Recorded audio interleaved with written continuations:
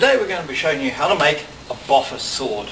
Now this is a long sword that we've been using in Quest by Caddo for been using the same basic design maybe 20-25 years now. I've never had any serious injuries.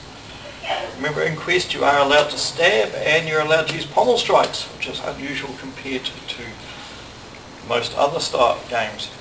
So what we're going to be doing is making a sword like this, complete with crosspiece. So we're going to need a few materials. First of all, we're going to need pipe. This is schedule 40 or high pressure PVC pipe. If you're making a one-handed sword up to a metre long, you'll need 20 mil or 3/4 inch pipe. If you're making a sword up to about 50 centimetres long, so a dagger or a sting, 15 millimetre or 3/4 inch pipe is fine. If you're going to make a sword over a metre, maybe 1.5 metres, then you're going to need 25 millimetre pipe or 1 inch pipe. If you're going to make it between up to 2 metres long, then you're definitely going to need 28 millimetre pipe. So I'm going to make a 1 metre sword, so I'm going to need 20 millimetre schedule 40 pipe. And we get these in 2 metre lengths, so one 2 metre length will do 2 long swords or 3 short swords. Because it's in 2 metre length, I will need something to cut it with. We also will require some legging to pad it with.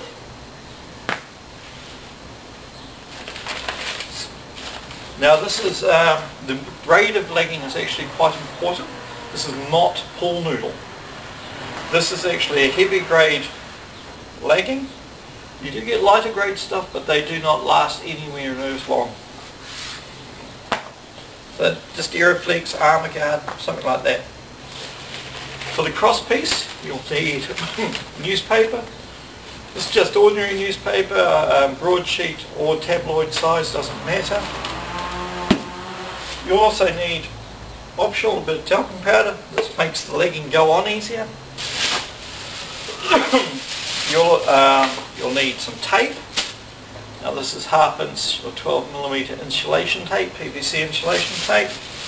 We go through black like it's going out of style. You use other colours. You also need some duct tape. You can use Norton or 3M or sellotape, but you'll also be going through duct tape like it's going out of fashion. And you'll be needing some scissors.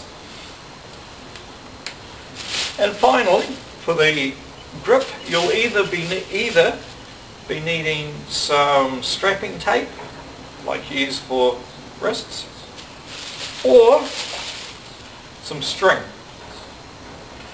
So there's 2 ways we can do the hand grip. So the first thing we're going to do is we're going to cut the pipe to length. Okay, so we're going to cut the PVC pipe to length. I'm going to cheat, I'm going to use a tape measure. Okay, and I'm just going to make this 1 metre long. So metre is roughly 39.5 inches. It should be half the length of this pipe. I'm going to just use the saw. The trouble with working on the ground, everything gets cluttered.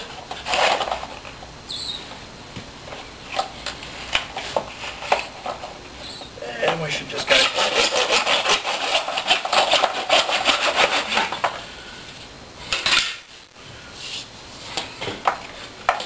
So just check your pipe, make sure it's clean. Use your scissors to clean off the ends because there'll be burrs and bits of PVC hanging on there. Just a sharp edge, just go around. Make sure you get rid of all the crap.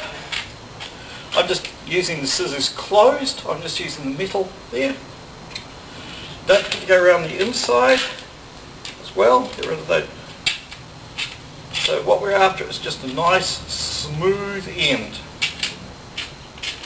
You don't have to use a saw in my box, you can just use a hacksaw when you're doing that cutting. Just make sure that end's smooth.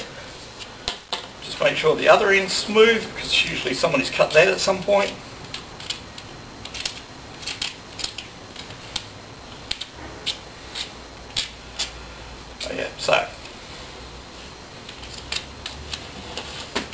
We then grab some of the tape. Let's use green. This is not going to be the final colour of tape that shows through. This is just going to be the tape for working. And what we're going to do is we're going to tape over the end. So I'm going to put about a couple of inches of tape, come over there. And when you're doing the tear, you can cut this, or I just hold it down with the thumb, then just tear. It's usually good enough for this level work. Then do again, so I'm going to find a bit of white pipe that I haven't yet covered up yet. Come up, over the end, down, tear. And again, so I'm going to do this about 3 or 4 times. One over, down, tear. That last time. So as long as I can see white pipe, I'm going to cover it up.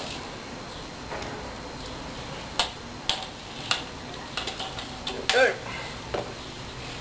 Make sure that's all sitting nice. That bit isn't, so I'll just cut that off. Oh. Then we do the same again with the other end.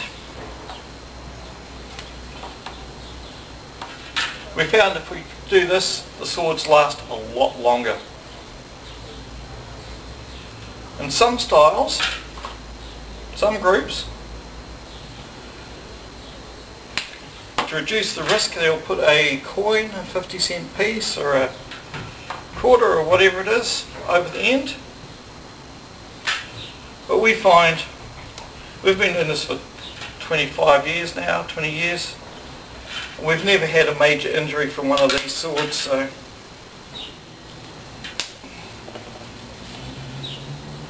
and now we've covered both ends. So that's going to be the basis of our sword.